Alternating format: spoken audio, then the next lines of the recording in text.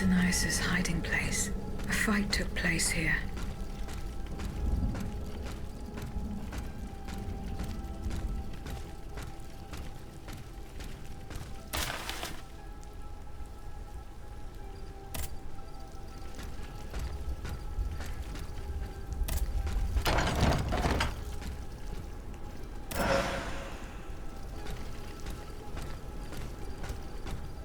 Franciscus Antonius. What unusual names. Whose cane could this be? Perhaps the guests at the Cordelier can enlighten me.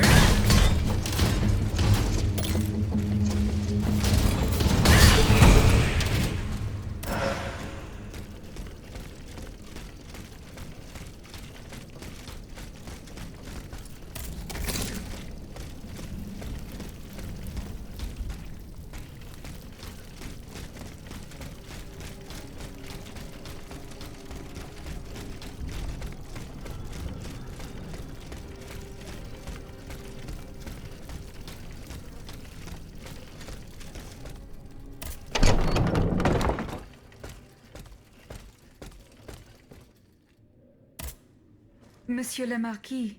I'm listening, Aegis.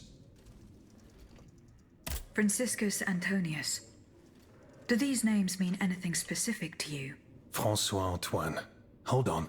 Of course. That's the master arquebusier who killed the beast of Gévaudan.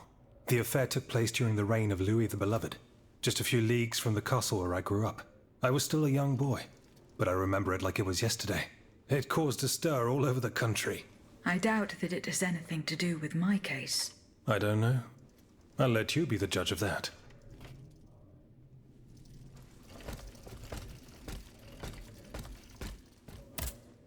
Monsieur Necker.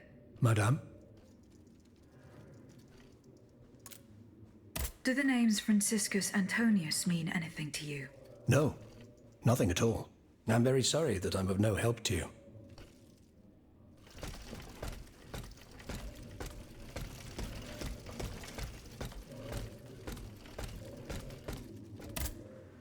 Eh bien. Do you come bearing news from Monsieur Marat? No, not yet. I have it on good authority that he is in the quarries in Montmartre. He's the only person who could show you a way to reach the Bastille. Don't forget.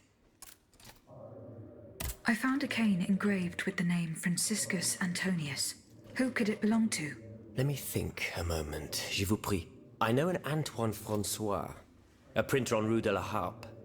His surname is Momoro, but he is a man of the people and a true patriot. I doubt that he ever sported a cane with his name engraved on it. Is your plan to arm the populace going as planned? Oh, far from it, madame. The situation is hopeless. Even if they were armed and formed into battalions, the patriots would not be able to fight. Why is that? Most of the strategic points in the city are inaccessible. A strange illness strikes all who try. They are seized by an irrational fear, one so great that those who do not lose consciousness go mad or perish on the spot. This makes it impossible to do anything. Any attempt at an uprising is a fool's errand. The locations you mentioned share a common feature. A statue holding a lantern. That's right. From what little I could make out, they appear to be depictions of a Vestal Virgin watching over the sacred fire. Une lanterne des morts. What do you mean, monsieur? Lanterns of the dead. Ancient stone pillars that are found near some cemeteries. Our ancestors kept a fire going on top of them. Today, no one knows what they were used for. A symbol of light triumphing over darkness, perhaps? Others claim that human bones, mercury and lime, were burnt there. Some odious sorcery that was meant to entrap the tormented souls that wandered around the burial grounds. That makes sense and confirms my observations. I'm now certain that the King's lanterns capture the anima essence of the dead who have been cast into purgatory. And that this essence is what allows the automats to stay in motion, without needing a key to wind them. Paternoster quies in celis sanctificetur nomen tuum. Now that I think about it, madame, you obviously are not subject to the harmful effects of these lanterns. No, au contraire. When activated, these statues reveal an apparatus that allows me to repair myself. It follows that if you destroy these lanterns, the people will be free to fight again. Unfortunately, they are preternaturally strong. Nothing can so much as damage them. Come now, no metal is indestructible. If we knew what these lanterns were made of, perhaps I could find a way to destroy them. Take a look at this ledger, Monsieur Lavoisier. It contains a list of metals. I found it by the factories, near Vaucanson's workshop. Let's see. Steel, molybdenum, very good. Tiens, donc, tungsten and zirconium. This master blacksmith knows his trade. These metals can be used to make the strongest alloy imaginable, as long as you have a fortune to invest. For that, our clockwork tyrant knows no bounds. Well, Monsieur Lavoisier, is there any way to break this alloy? Break it? Certainly not. But a mineral acid could change its structure. Melt it, perhaps. I would recommend sulfuric acid, or vitriol, if you prefer to use its common name. Where can I obtain some vitriol? I had some, but my laboratory at l'Arsenal was ransacked. I can't tell you any more than that. You should ask my colleague, Monsieur Bailly. He uses similar substances in his research.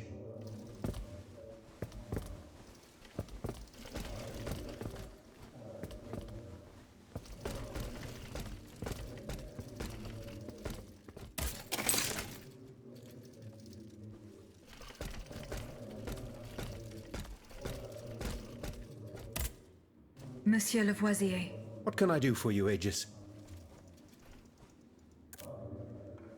Do the names Franciscus Antonius mean anything to you? No, nothing really. Francois Antoine, maybe? No, nothing with that name either. I'm sorry, madame. I did not find the warehouse. Vraiment? It's near Les Invalides, not far from Monsieur de Vaucanson's workshop. Where can I obtain some vitriol? I had some, but my laboratory at l'Arsenal was ransacked. I can't tell you any more than that. You should ask my colleague, Monsieur Bailly. He uses similar substances in his research. Goodbye, Monsieur Lavoisier.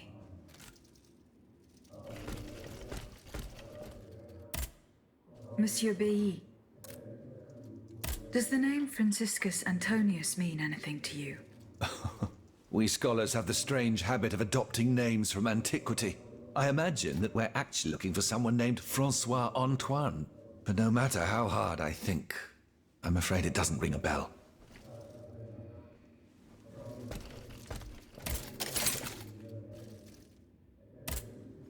Monsieur B.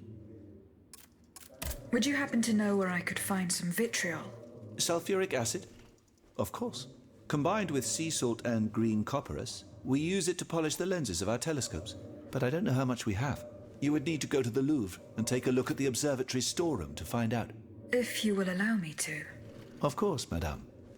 Here is the key. Goodbye, Monsieur B.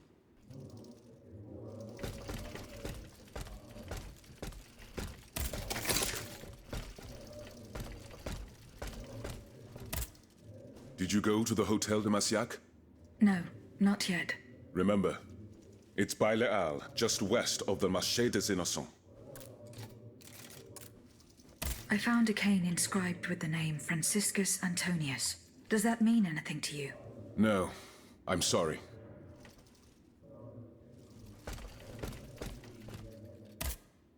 My respects, Monseigneur. I didn't expect to see you again so soon, Aegis. We missed you when we had to leave our shelter at Place Saint-Merry. The path that led us to this convent was not an easy one, believe me. Do the four names Franciscus Antonius mean anything to you? The Franciscan order, perhaps? Go on. Franciscus Assisiensis, the founder of the order, and Antonius Patavinus, one of its most illustrious members. I'm sorry, Aegis, but that's all I can think of.